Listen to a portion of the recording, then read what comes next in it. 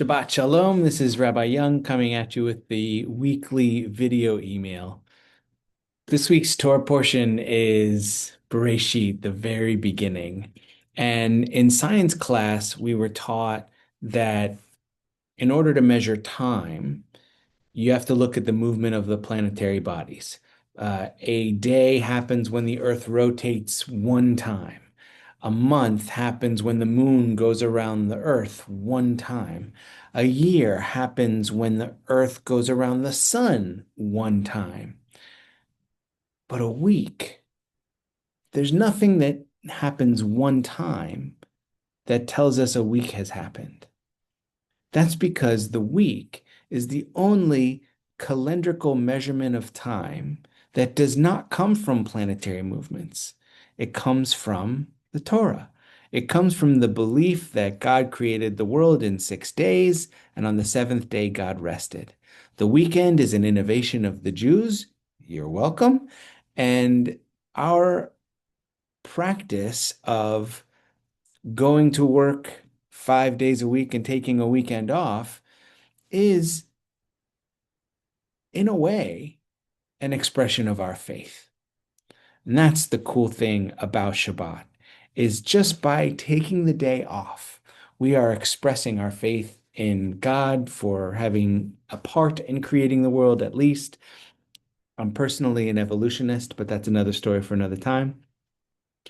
And we say that we're going to stop what we're doing and separate, Vayachulu, as it says in the second chapter of the book of Genesis that we're also reading this weekend. God separated the seventh day from the rest of the days of the week so that we would have an opportunity to rest, not because God was tired, but because God wanted us to rest. God knew we would be tired sometimes and sometimes would just enjoy time with each other and with our families. And the Kabbalists have taught that the week when the Jewish people celebrate Shabbat perfectly, and some say it's the whole world, that will be the time when the Messiah comes, because everyone will prioritize each other and our faith over the things we need to do in the world. Until that day comes, I hope that we take time for ourselves to celebrate Shabbat. And there are so many opportunities this weekend to celebrate Shabbat as a unifying community, including at Fifth and Morewood building at 5:30 p.m. on Friday. We have our Kabbalah Shabbat services, and that will be in the chapel. And on Saturday morning, we have a 10 o'clock bat mitzvah of Eliza Rakoff. We're very excited for her. That is preceded by our 8:45 Torah study.